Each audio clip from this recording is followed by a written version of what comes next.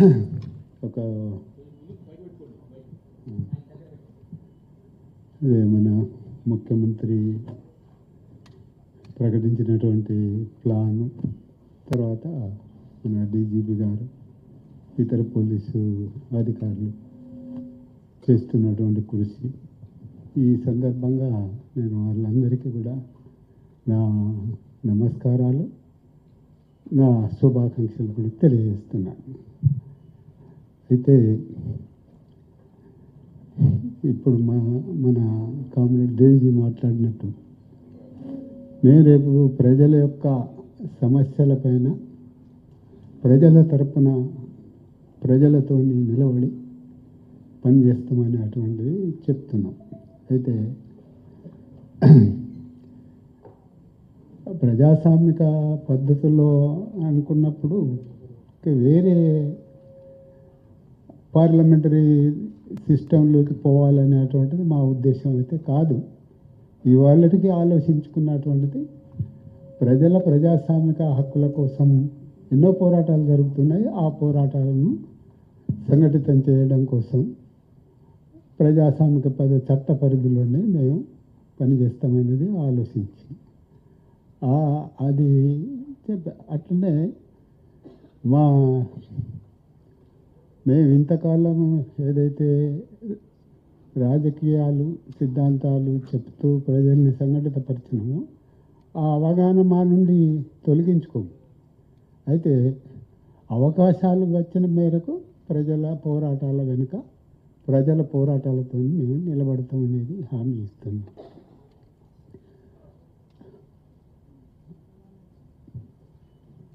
అంతే. మీ అందరికీ కూడా ముందే చెప్పాల్సిందే, ఈ మీడియా మీడియా మీడియా వారందరికీ కూడా మా నమస్కారాలు తెలియజేస్తున్నాం. మీకు హిందీ వస్తుందా లేకపోతే తెలుగు? హిందీ వస్తుందా? హింदी ओके। आपसे जानना चाह रहे थे, जब आप जो है इस नक्सल मूवमेंट में आए थे, उस वक्त में जो वजह थी, क्या आज भी वैसी ही वजह दिख रही है जनता में, या फिर आपको लगता है कि बदलाव आया है तो इसीलिए आप भी लीगली जो है लोगों के बीच में रहकर लड़ने के लिए तैयार हुए हैं? क्या बदलाव दिख रहा है? बदलाव तो दिख रहे मगर उतना चर्चा करने का मौका नहीं। बदलाव तो साधारण रूप से देखने से बदलाव तो है, और कानूनी ढंग से हम लड़ने के लिए जो लड़ाई जनता जो कर रहे है वो जनता का साथ हम रहने के लिए सोच रहे हैं।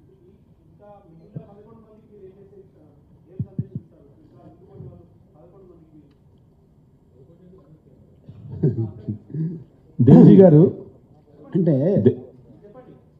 చెప్తాను, ఇంకేమైనా అడిగితే అవన్నీ కలిపి ఒకటే మాట్లాడు. సార్ ఇక్కడ సార్ రాజిరెడ్డి గారు, మావోయిస్టు ఉద్యమం ముగిసినట్టేనా సగమిక? మావోయిస్టు ఉద్యమం అని అంటే మావోయిజము ఎప్పుడూ ముగియదు. ఈ ప్రపంచవ్యాప్తంగా అది అభివృద్ధి చెందుతూనే ఉంటుంది.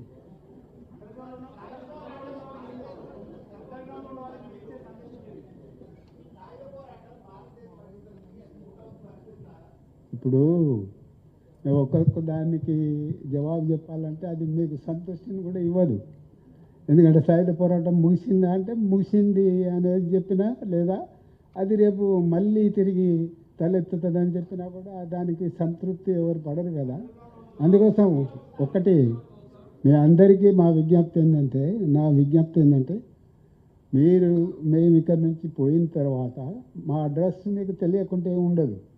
మీకు ఏం కావాలనుకున్నా కూడా మాతోని వచ్చి కూర్చుండి రోజంతా కూర్చుండి కూడా మీకు కావాల్సిన ప్రశ్నలకు జవాబులు తీసుకొని మీరు మీడియాలో ప్రచురించవచ్చు.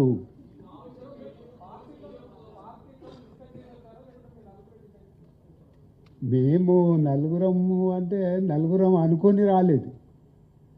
సరే, దాని వెనుక ఏదో కారణాలు ఉంటాయి కదా. ఇక అవన్నీ ఇక్కడ చెప్పుకోవడానికి మనకు టైం లేదు.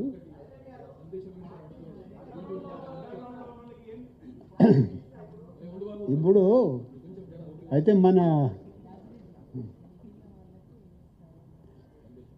మిగిలిన వాళ్ళకు ఏం సందేశం ఇవ్వడం అనేది మా మా ఆలోచనలో కొన్ని ప్రశ్నలు ఉన్నాయి.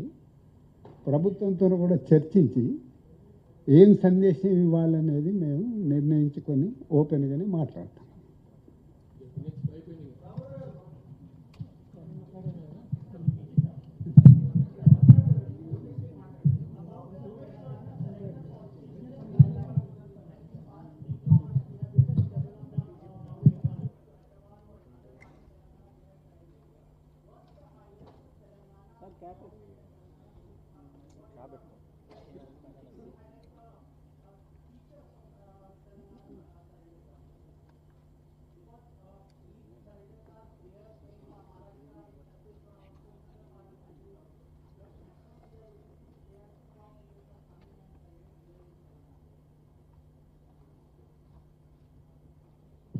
This policy is a time-tested one.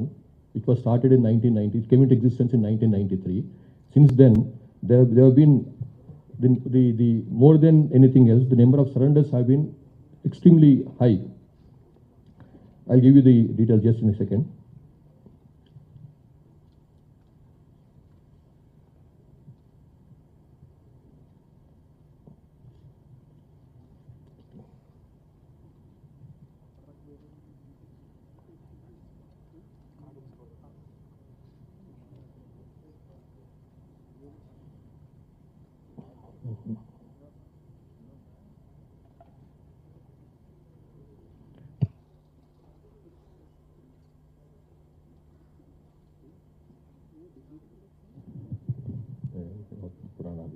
तो इसमें since this is a time tested one and all the whatever the promises made or assurances given by the government to the extent possible we are keeping them.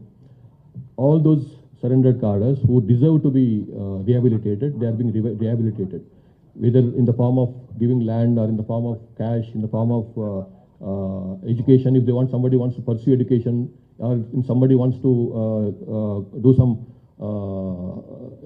specialized trade, if they want to pursue that, we are providing.